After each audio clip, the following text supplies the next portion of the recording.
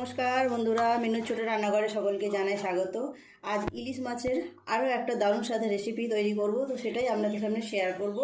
এখানে ইলিশ মাছের পিস আমি নিয়ে নিয়েছি। এখানে বেশিরভাগ আছে ইলিশ মাছের পেটি, আর একটা মাত্র দাগা আছে। মাছগুলোর মধ্যে অল্প একটুখানি হলুদ মিশিয়ে রেখে দিয়েছি। আর এই ইলিশ মাছের পাতুরি বানাবো। যারা ইলিশ মাছ খেতে ভালোবাসেন তাদের তো খুবই ভালো লাগবে খেতে। ইলিশ মাছের পাতুরিটা কীভাবে বানাবো, কী কী দিয়ে বানাবো, সবটাই আপনাদের সামনে শেয়ার করব। আপনারা প্রথম থেকে শেষ পর্যন্ত ভিডিওটার সাথে থাকবেন। ইলিশ মাছের পাতুরি বানাবো, তার জন্য মশলাটাকে রেডি করব। এখানে 1 চামচের একটু বেশি নিয়েছি কালো সর্ষে, আর 1 চামচ নিয়েছি সাদা সর্ষে। সর্ষেগুলো আমি জল দিয়ে ভিজিয়ে রেখেছি, একসাথে ছেঁকে নিয়ে নেব। নিয়ে নিলাম 2 রকম সর্ষে, 5টা কাঁচা লঙ্কা, 1 চামচ পরিমাণ টক দই, অল্প একটু জল দেব। টক দইটা দেওয়া আছে, বেশি জল দেওয়ার দরকার নেই। খুব সুন্দর একটা মিহি পেস্ট বানিয়েছি। এই মাছগুলো অন্য একটা বড় জায়গার মধ্যে নিয়ে নেব, তাহলে মশলা মেশাতে সুবিধা হবে। দিয়ে দেব মশলার পুরো পেস্টটা। অল্প একটু জল দিয়ে জারটাকে ধুয়ে দিয়ে দিলাম। এর মধ্যে অনেক মশলা লেগেছিল। দিয়ে দেব স্বাদ মতো নুন, হলুদ গুঁড়ো 1 চামচের একটু কম দিলাম, আর দিয়ে দেব সর্ষের তেল।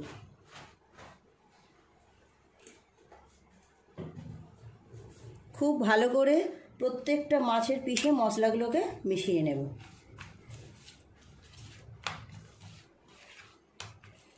যারা ইলিশ মাছ খেতে পছন্দ করেন তাদের তো এটা ভীষণ ভালো লাগবে, স্বাদও দুর্দান্ত হয়।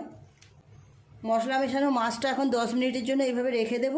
এই সময় আমি কলার পাতাগুলোকে একটুখানি আগুনে হালকা করে সেঁকে নেব।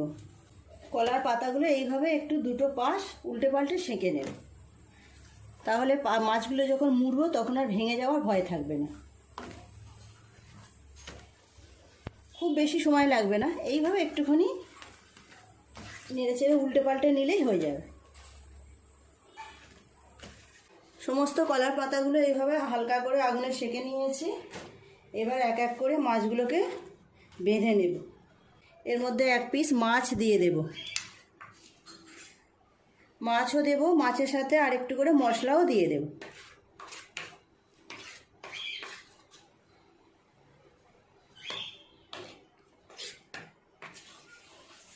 আমি কলার পাতাগুলো ডাইরেক্ট আগুনে দিয়ে সেঁকে নিলাম উল্টে পাল্টে। আপনারা চাইলে কোনো তাওয়া বা চাটুর উপরে রেখেও করতে পারেন।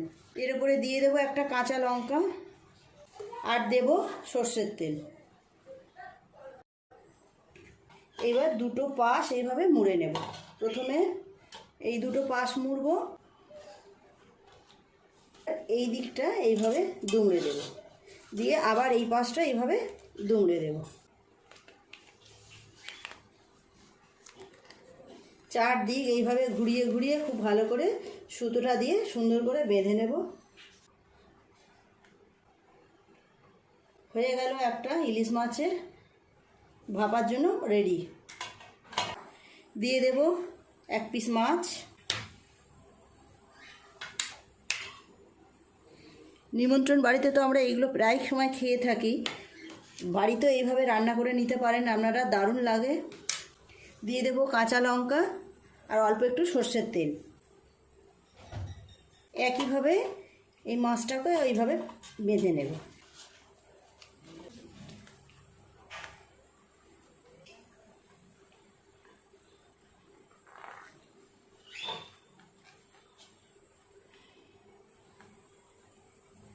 আরও একটা পাতুরি রেডি হয়ে গেল। একইভাবে বাকিগুলোকেও বানিয়ে নেব। এক এক করে সমস্ত পাতুরিগুলো আমার এইভাবে বেঁধে নেওয়া হয়ে গেছে। কেমন দেখতে হয়েছে দেখুন। পাতাগুলোকে হালকা এইভাবে সেঁকে নিলে আর একদম ভাঙে না পাতাগুলো। এদিকে গরম জল বসিয়ে দিয়েছি, এগুলোকে এক এক করে স্টিম করতে দিয়ে দেব। এক এক করে এইভাবে পুরো গামলার মধ্যে মাছগুলোকে সাজিয়ে নেব।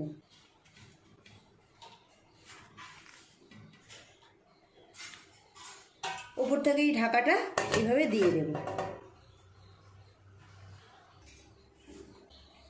এখানে জল বসিয়ে দিয়েছি, জলটা ফুটেও গেছে।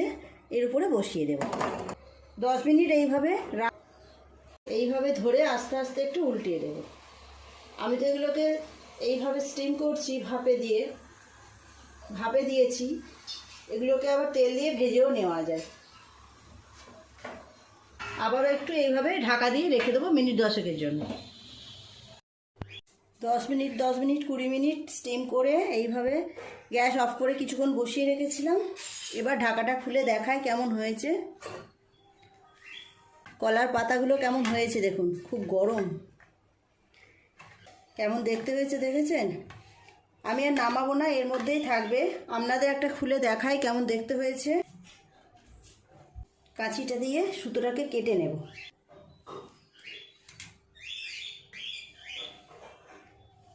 এই দেখুন,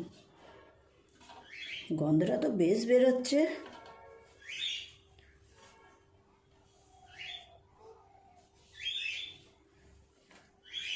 কত সুন্দরভাবে স্টিম হয়েছে দেখুন, ভিতরটা খুব সুন্দর গন্ধ বেরোচ্ছে। প্লিজ বন্ধুরা, রেসিপিটা কেমন লাগলো কমেন্ট করে জানাবেন। আর অবশ্যই আপনারাও একবার বাড়িতে বানিয়ে দেখবেন।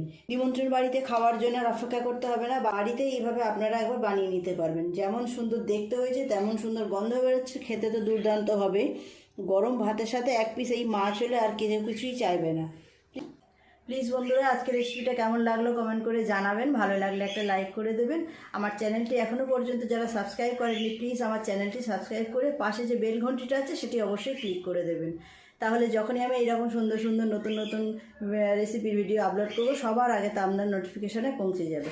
আর হ্যাঁ, একটা কথা আপনাদের বলি, কেউ দেখছি সাবস্ক্রাইব করা মানুষ আমাকে আনসাবস্ক্রাইব করে দিচ্ছেন।